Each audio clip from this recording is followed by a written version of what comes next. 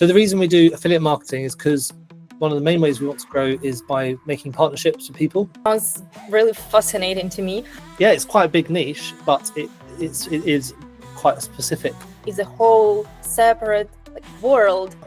Now, partnerships, we can target specific partners in our industry. So it could be other software tools, it could be industry people, influencers, people like that. And so we needed to make a way of getting people excited about signing up for the tool. Hello, everybody. I'm Anna from Tapfiliate. I'm the head of customer success team, and today I'm interviewing one of our customers, Teddy, passing the word to him, so he introduces himself as well. Hello, I'm Teddy. I'm the partnerships manager and for Publishing Performance. I'm also the host of the Publishing Performance podcast. Nice to meet you, Teddy, and yeah, happy to see you, to welcome you today here. Thank you. Our goal today is to dive deeper into the Teddy's case business and into how they use affiliate marketing and how it helped them to grow. The very first question would be, can you please tell us a little bit more about your business niche, or what you do, who your clients are, yeah, like that. Sure. So Publishing Performance is a AI-powered ad account manager for KDP authors. So KDP authors are self-published book writers and authors who publish their book through Amazon's KDP platform. So a lot of people who read books on Kindle or even buy some paperback books will get their books through a program called KDP if you buy them on Amazon. Now, that KDP sits on its own platform within Amazon, and a lot of authors want to use advertising in order to appear in the rankings. Now, the way Amazon works is it's a search engine just like Google or other search engines, but the difference between Google and Amazon is that Google is a search engine which shows results to the customers that it thinks are going to be useful, whereas Amazon shows results to the customers that it thinks they're going to buy. So there is a keyword element to it, so you do have to have the right keywords and practice good SEO, but also Amazon decides which books to show to the customers and products to show to the customers based on the ones it thinks that they're going to buy. Now, the reason that's important is because if your book doesn't make any sales, then sometimes you don't appear in the rankings. And so a lot of authors use advertising to appear near the top of the rankings so that they can start to get a bit more traction with the sales of their books. Now, the ad platform on Amazon is relatively complicated to use. It's not as complicated as Facebook or Google really, but for a lot of authors who maybe aren't business people or haven't used advertising platforms before, it's quite scary, quite complicated, and it can be expensive if you start and get it wrong.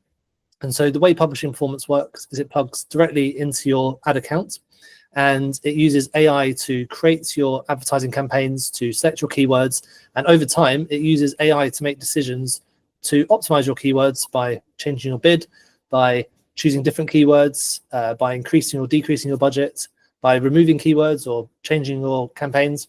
And it makes thousands of decisions every week to optimize your campaigns with the aim of making more sales, making your ads more efficient by getting more clicks and selling more books. And the Publishing Performance only works for KDP authors. So we've got a very specific audience, which is self-publishers who publish their books via Amazon KDP.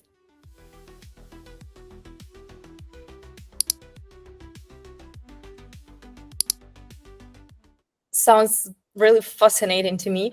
I wanted to share, yeah, I understand it's a very narrow niche, I would say. At the same time, I know that Amazon is a whole separate world, I'd say.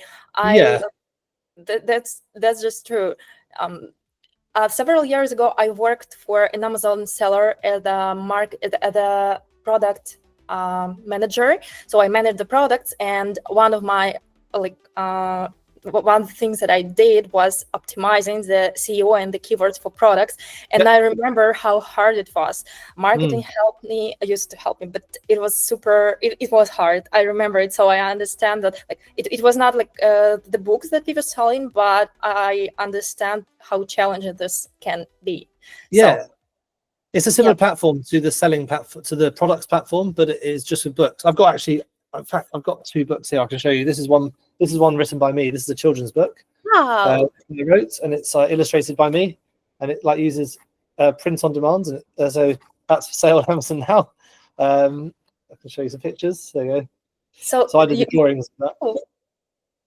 So that's that Amazon prints that on demand when an order comes in. And this is someone I interviewed on my podcast last week. She's called yesterday even, Aurora Winter, and this is a book about becoming a better public speaker. So yeah, it's quite a big niche, but it is quite a specific set of customers we have. Our customers are very specific. Yeah, so you are basically a customer of your own business you work for. Yeah. Yeah. Okay. Well, that's really interesting. Let's just move to the closer to the affiliate marketing topic.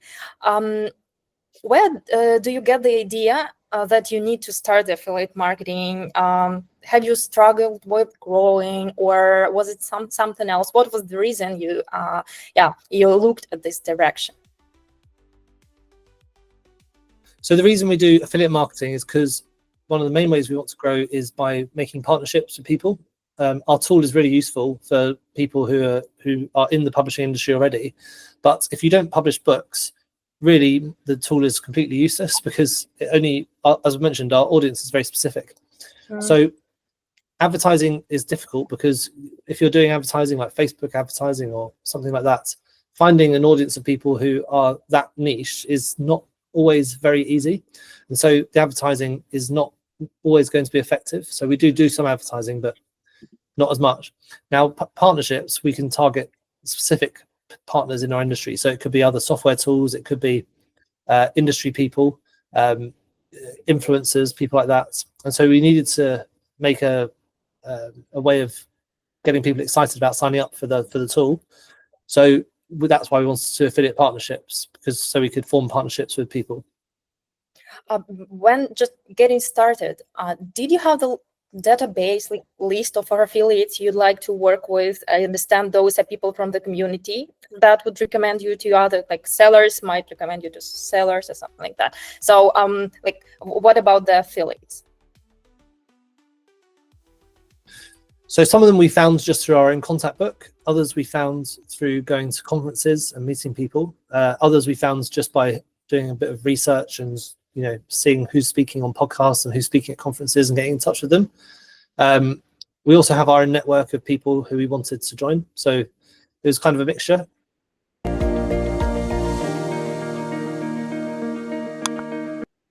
Got it. So that's great that you had some sources of affiliates and you still have it, and this is the community itself. That's very cool thing to do, to turn to pay attention to the community of your own niche, because it's the greatest source.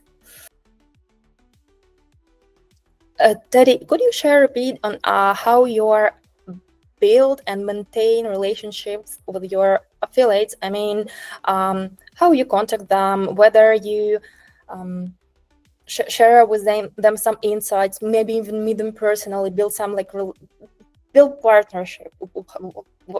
Do you do any activities from that point? Yeah, we try and contact people to see how they're getting on, like whether their customers have been happy with how the tool's been working. We also contact them to tell them about new updates or any new promotions that are running. We haven't got a very good system, I would say, for keeping in touch with affiliates right now, but that's something we are working on. I'm just asking because I'm hearing from a lot of affiliate marketing podcasts this day that what everybody say, just it's better to have 5-10 really active affiliates who you have strong relationship with, rather than have 100 affiliates who are not active. So it's about building relationships with affiliates. That's what I'm getting this impression, and I'm hearing from everywhere, I guess.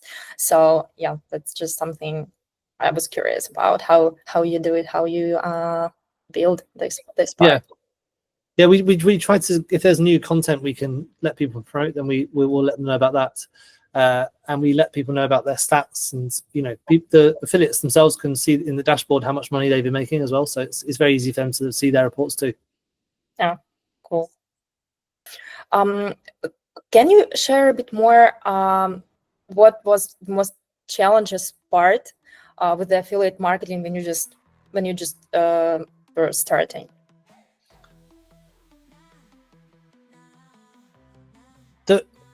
Finding the right partners is the most difficult part, because you need to find the right people who have got the big enough audience, who want to work with you and who are motivated to post.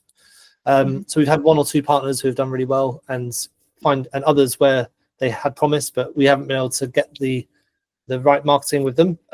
So getting the right partners was the hardest part. Using the tools was probably the easiest part, to be honest. It was finding the people to do it. The groundwork was the hardest bit, not the setting it up. Well, and you targeted maybe people with in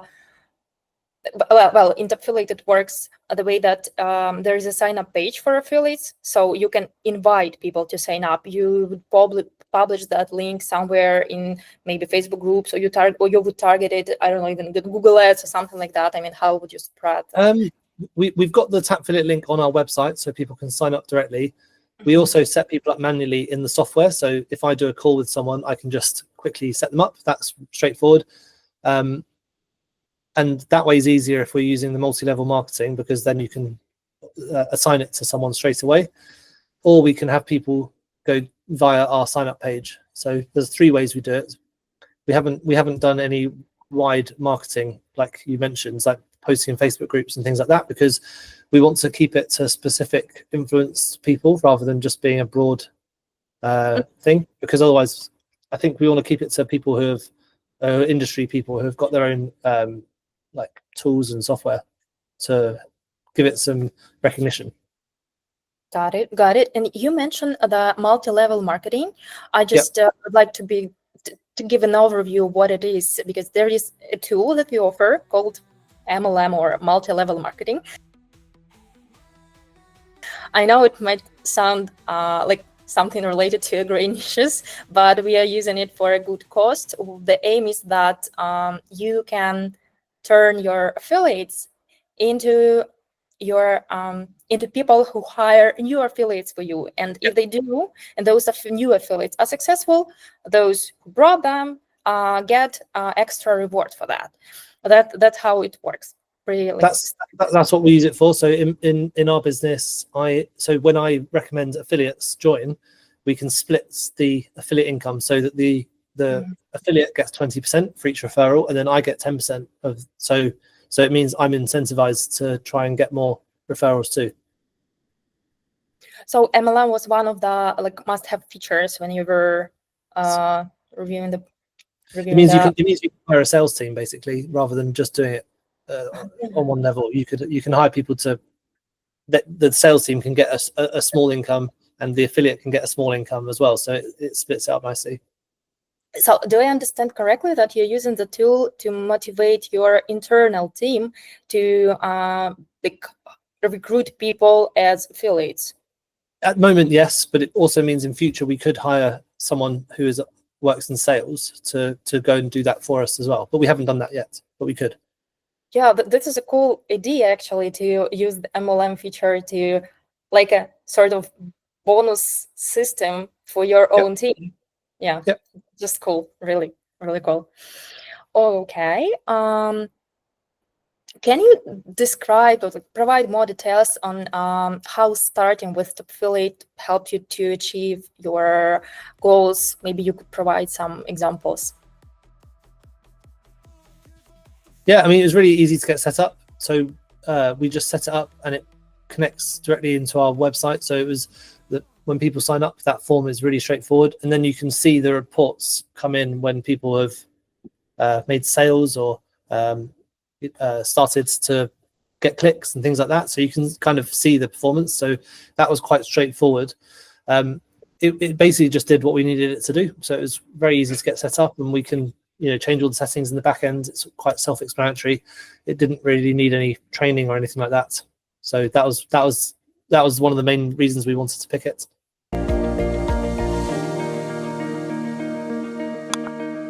Oh, okay, good. Yeah, pleasure to know that. So the main point is like it's easy to use and not complicated. Okay. Could you share a bit more about your projection on SaaS, because that's your niche, and affiliate marketing in the next year in 2025? What you think will be what would be the new things on the market that would influence your niche and your affiliate marketing program? Well, AI is obviously having a big impact on everything, so we keep on top of that. I mean, our tool uses AI to make decisions, so obviously we are a bit of an advantage of knowing, but we know it's going to affect. I'm not sure about the SaaS industry so much, but in terms of the publishing industry, it's having an impact because people are writing more books using AI and they can write them really quickly. So that's something we're aware of. We're thinking about. In terms of the SaaS industry, I don't know how that's going to affect it yet. It's affecting every business in a different way, I think. Some people are using AI to create content. We're using it more as a decision-making tool. So the AI doesn't create content for our business in the same way as like using ChatGPT would create a blog post. It's slightly different, but yeah. So we're keeping on top of that. And in terms of publishing, we're making sure we stay on top of the Amazon rules, and when it comes to AI and things like that. Oh, that's the interesting part to me was you mentioned that people writing books using the AI, and I was just curious. I understand that they probably use it in a way that AI do the draft part and they polish it. I assume that's how it works. But I was just curious, what about the quality of such work in the end? Well, a lot of them aren't very good, so it's that's what we're trying to keep on top of. We don't want, if people are publishing lots and lots of just really quickly made AI books, the quality is often not there. So it's something to be aware of that we're trying to keep on top of as well. But it's just something we're keeping an eye out for at the moment. I don't know where it's going to head yet, but I'm sure Amazon will have a policy on it soon. Yeah, for sure. That's for sure. And I think in terms of affiliate marketing, it might influence the program the way that there will be more potential customers of yours, but not all of them will stay and will make it till the end, because if the quality of books are not that well, they might be just banned from Amazon or something. Possibly. I mean, the way we set our pricing is so that people can leave whenever they want, because a lot of people, even non-AI authors, they often do advertising maybe for a certain months of the year and then not other months, so they can come in and out. So we are aware of that, and that's why we set our pricing so that people don't have to sign up for long periods of time. There's no contract or anything.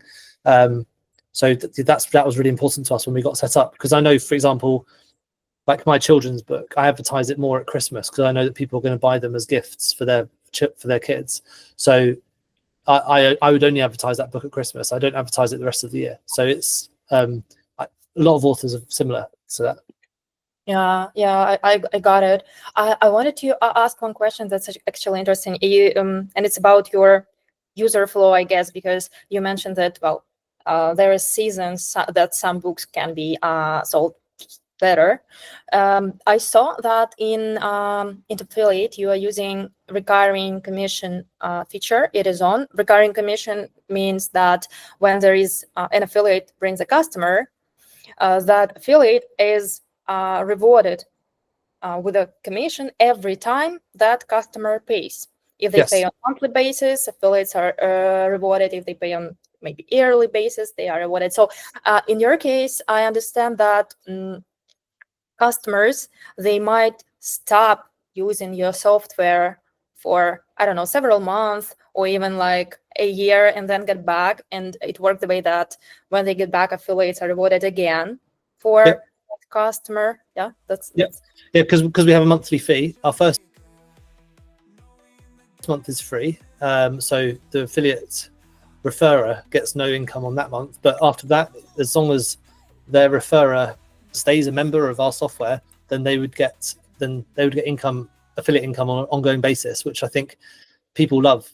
To be honest, I think it's a really big incentive, because even if you only sign up 10 people, that's quite a lot of recurring income for no work. Exactly. I agree. Couldn't agree more. There is one more cool thing that's maybe about the functionality and what Tapfiliate is capable of. There is a feature called recurring cap. I see you're not using it, but this is maybe just something curious, because that's exactly like you mentioned that you, for instance, an affiliate brings 10 customers and then gets the recurring commission probably, well, let's say forever, and without a lot of efforts, and maybe they are not even advertising anymore or working for you anymore, but they would get an income for those recurring commissions. And the cap feature works the way that if you set it, it can be a frequency cap or a time cap, that you limit this recurring commission to in a case of frequency cap, let's say 6 times or 12 times, or in a case in time caps, it will be an amount of days. But the point is like, you can even limit it to maybe motivate the affiliates a bit to start bringing new customers and work on it every time, instead of relying on the income from the customers they already brought. I see. Yeah, and that's I don't think we would use that feature just yet. We're happy for the affiliates to keep getting money whilst people will remain members of our software. So we wouldn't want to cap it at this moment. This is not. I can see why it would be useful for other people. Yeah, that's true. That's true.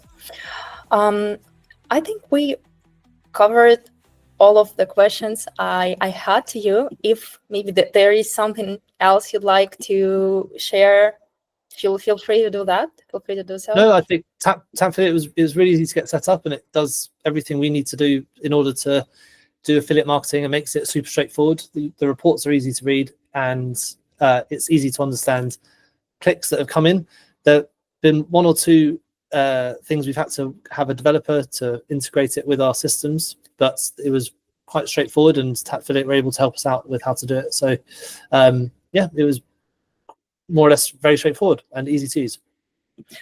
Maybe you remember, just a quick question just came to my mind. I see you integrated with REST API, which is one of the most advanced and developers required integrations. Maybe you remember how long it took to integrate it, to set up?